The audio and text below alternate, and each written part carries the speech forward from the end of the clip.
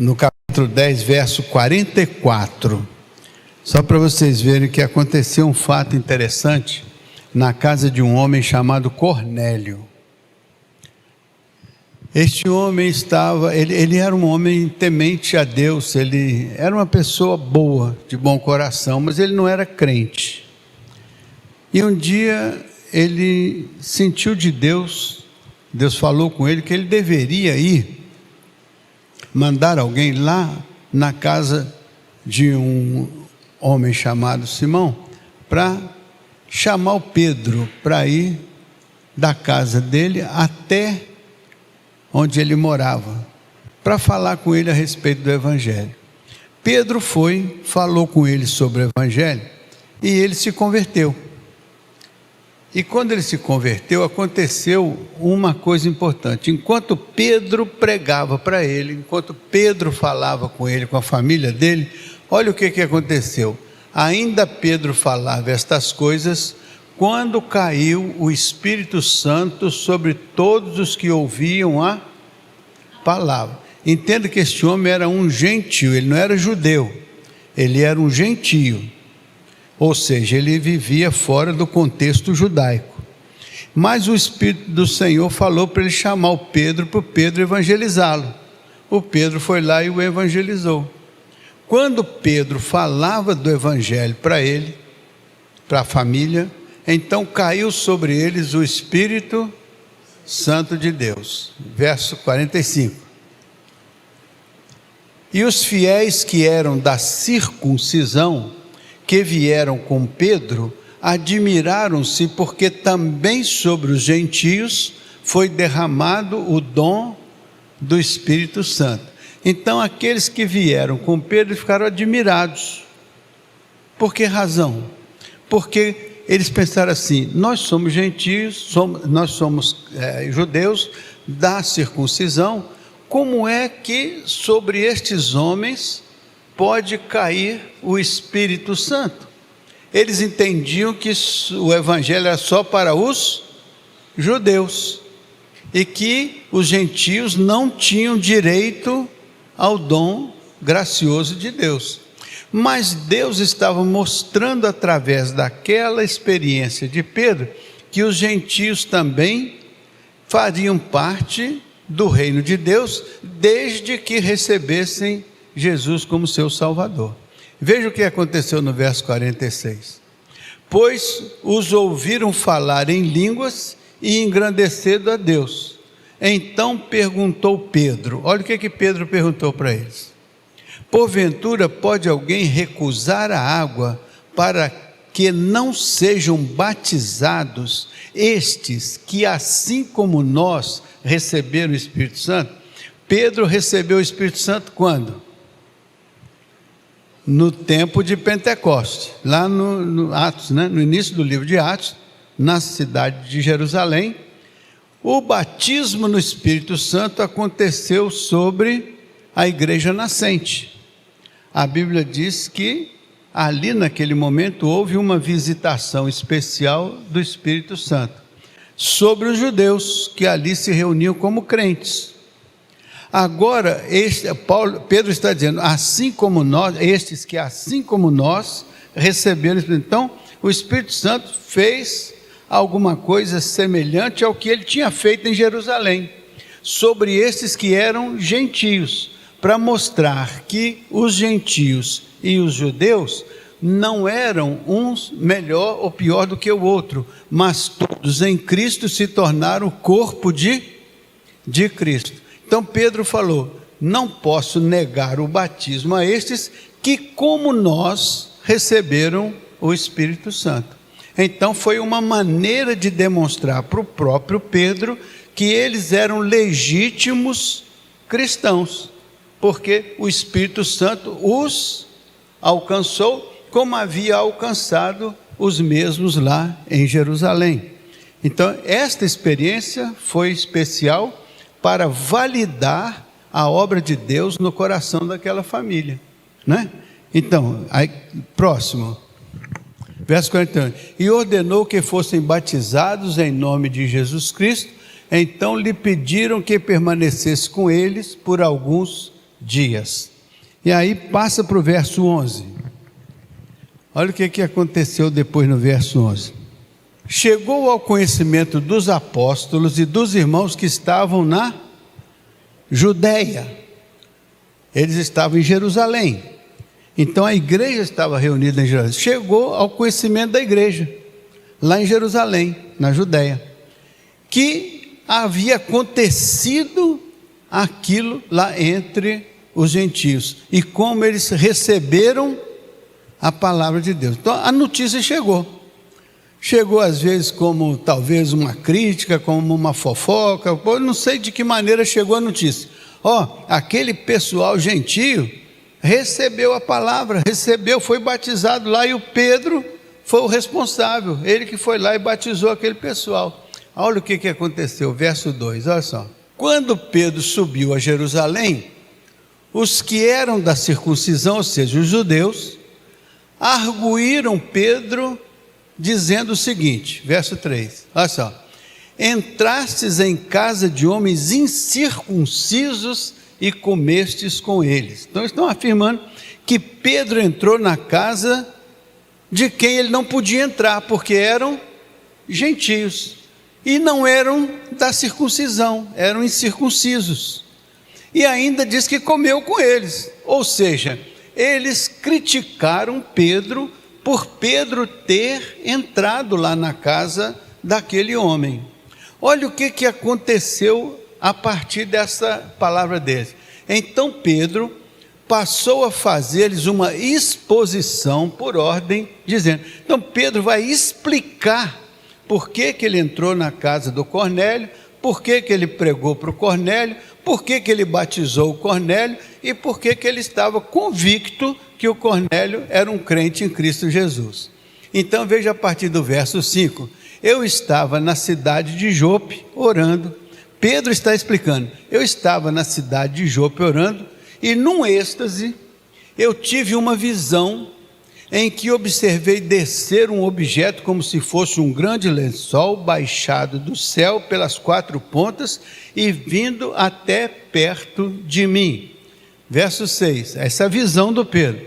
E fitando para dentro do lençol os seus olhos, vi quadrúpedes da terra, feras, répteis e aves do céu. Então na visão Pedro vê essas coisas dentro daquele lençol que desceu do céu. Veja só lá o verso 7.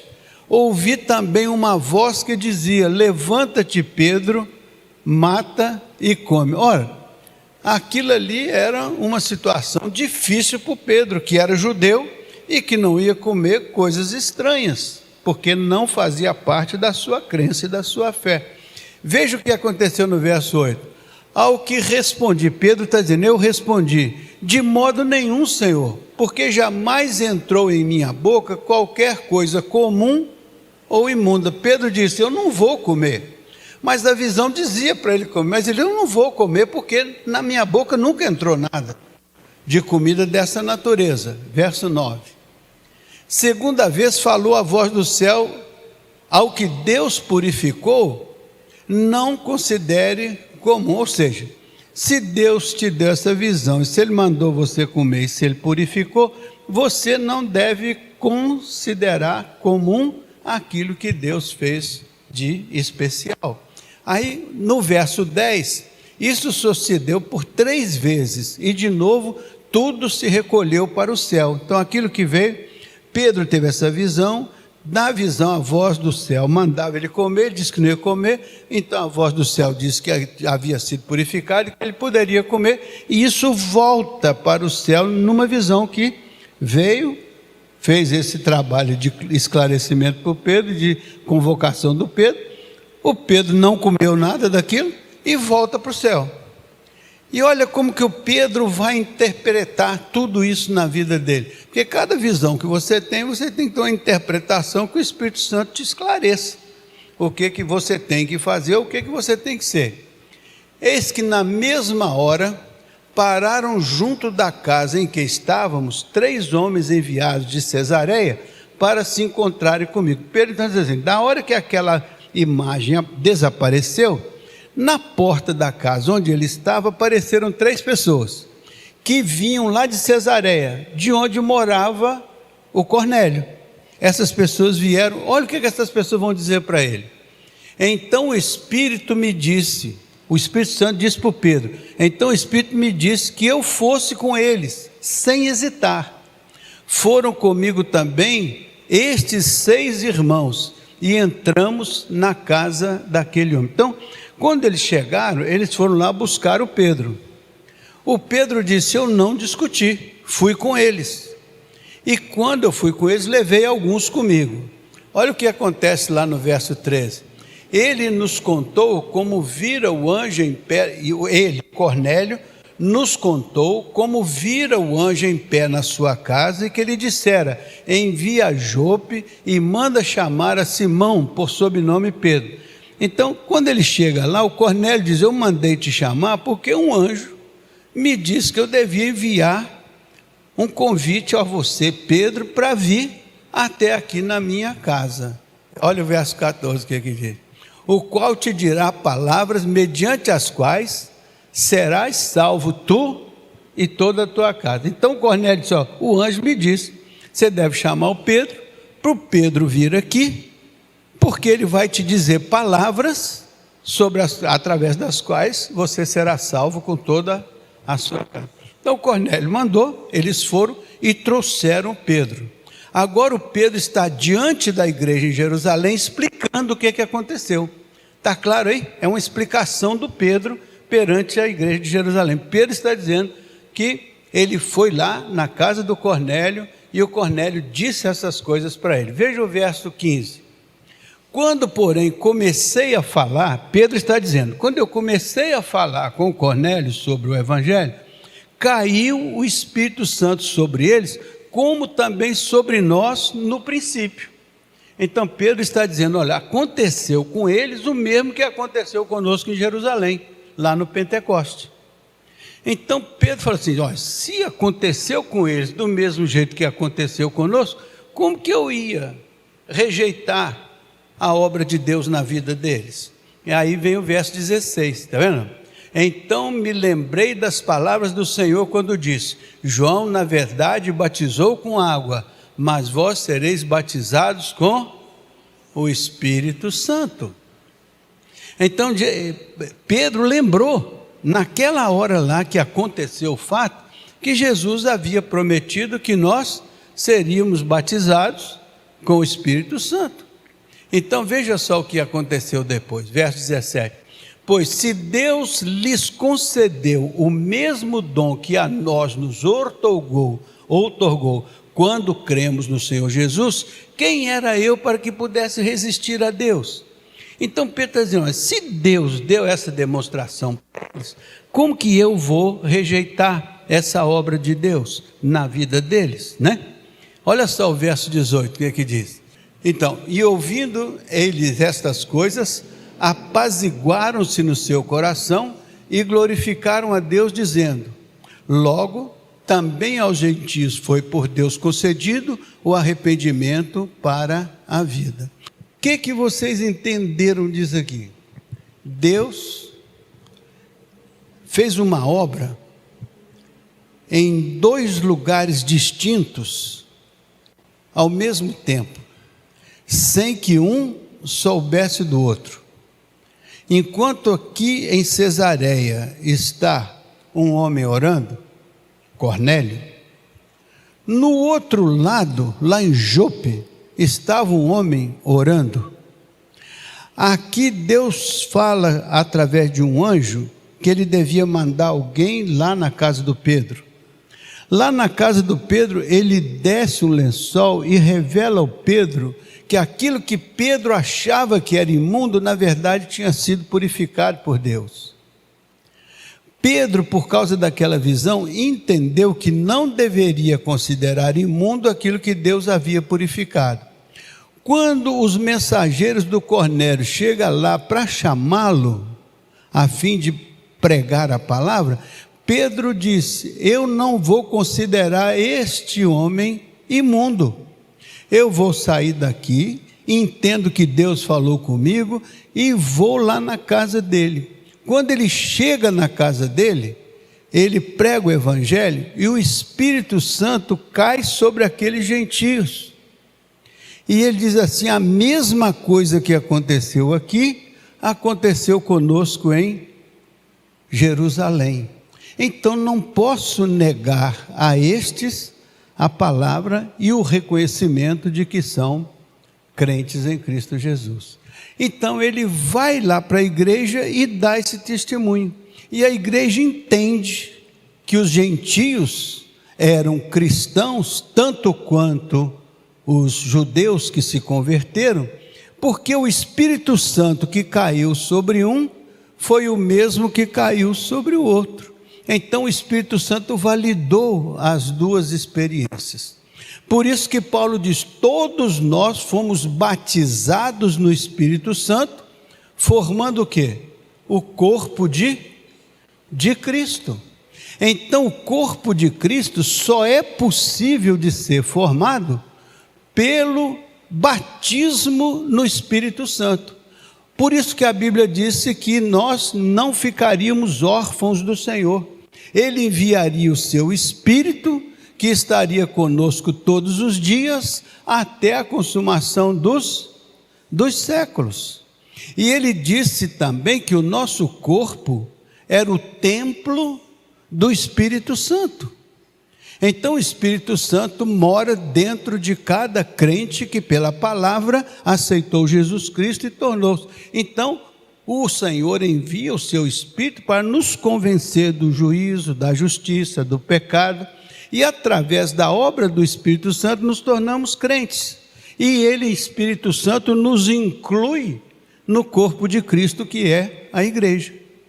Nos inclui na comunhão dos salvos.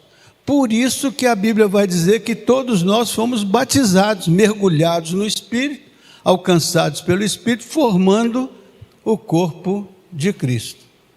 Faz sentido isso? Então, a Bíblia diz que o Espírito Santo de Deus comunica com o nosso espírito que nós somos filhos de Deus. Por quê? Porque foi a palavra de Deus aplicada pelo Espírito Santo aos nossos corações que nos fez convencidos do pecado e convencidos da graça, pela qual nós podemos, arrependidos dos nossos pecados, alcançar a bênção da salvação. A Bíblia diz: a fé vem pelo ouvir. E ouvir o quê? A palavra de Deus. Então, quando eu ouço a palavra de Deus, então o Espírito Santo aplica esta palavra ao meu entendimento. Então, esta palavra, revelação de Deus, me desperta para a necessidade de reconhecer que sou pecador, que preciso me arrepender dos meus pecados, preciso confessá-los diante de Deus, preciso aceitar o perdão de Deus e preciso entender que a partir daí sou uma nova criação, porque não nasci da carne nem do sangue, mas nasci do alto, do Espírito. E isto é verdadeiro na nossa experiência, e é o Espírito Santo que comunica com o nosso espírito que isso é o propósito de Deus na nossa vida. Quando Pedro explica isso para a igreja em Jerusalém, a igreja se acalma e reconhece que aqueles também eram crentes, porque o Espírito Santo tinha trabalhado nas suas vidas, tinha manifestado a aceitação. Foi ali uma manifestação visível, porque aqueles crentes precisavam entender que a mesma coisa que Deus fez com eles em Jerusalém, fez com os gentios fora de Jerusalém. Então nós já entendemos isso.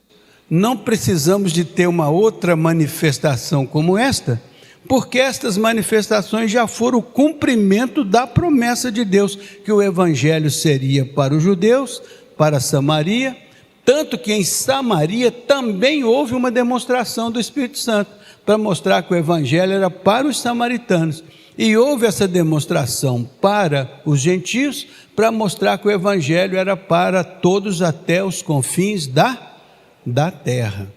Então tinha uma promessa de enviar o Espírito. O Senhor Deus cumpriu essa promessa? cumpriu. Essa promessa foi verdadeira na vida da igreja nascente? Foi. Essa promessa é extensiva a todos os crentes até os confins da terra? São. Mas eu também hoje eu quero ser batizado no Espírito Santo, quero ter a mesma experiência de Pentecostes. Certamente não será possível ter a mesma experiência de Pentecostes, porque aquela foi uma profecia cumprida.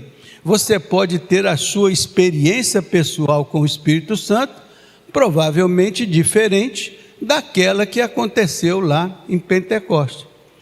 Talvez você não vai ter uma pomba descendo sobre sua cabeça, para você ter certeza que você é crente e aceitou Jesus como seu Salvador. Porque hoje o Espírito Santo foi outorgado a nós e nós o possuímos, como aquele que da parte de Deus nos conduz em toda verdade. Faz sentido? Tá? Então, outro dia uma pessoa falando comigo, mas eu acredito que ainda eu vou ser batizado com o Espírito Santo. Mas assim, você foi batizado com o Espírito Santo na hora que o Espírito Santo entrou na sua vida. Jesus disse, eu e meu Pai viremos para vós e faremos em vós morada. Quando você abre a sua vida e o Espírito Santo entra na sua vida e te convence e te abençoa com a bênção da salvação, você foi batizado no Espírito. Assim como você, crente que é, será batizado nas águas. Mas o fato é que o Espírito que foi prometido, que viria, veio, estabeleceu seu governo e seu ministério entre nós, e hoje ele é aquele que organiza e forma o corpo de Cristo, do qual nós somos participantes pela experiência de salvação que todos nós temos. Somos salvos em Cristo Jesus. A Bíblia diz, quem não tem o Espírito, o que acontece? Não é de Cristo. Quem não tem o Espírito de Cristo, não é de Cristo. Quem não tem o Espírito Santo não é convertido, não é salvo, porque a salvação é uma experiência espiritual que é aplicada ao nosso coração pelo Espírito Santo. Mas como que eu posso ter certeza de que eu sou um crente fervoroso, dedicado e grandioso? A Bíblia diz que a salvação é um ato. O Senhor te salva, mas você salvo não é transformado imediatamente naquele homem segundo o coração de Deus. Você tem o Espírito Santo que passa a habitar em você e você ainda é um homem carnal. Por isso que a Bíblia diz que você tem que se desvestir do seu velho homem e se revestir do seu novo homem. Esta é uma obra do Espírito Santo na sua vida.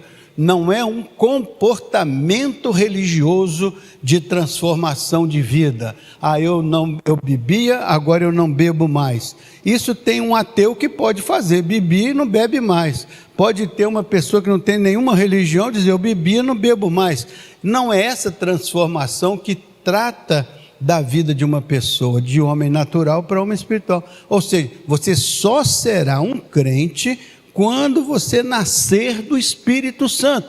Por isso que o Espírito Santo dirá para você, ele dirá assim, o Espírito Santo comunicará com o seu Espírito que você é filho de Deus. E Deus declarará, este é o meu filho amado em quem eu me comprazo. Por quê? Porque o meu Espírito está dentro dele e reina dentro dele.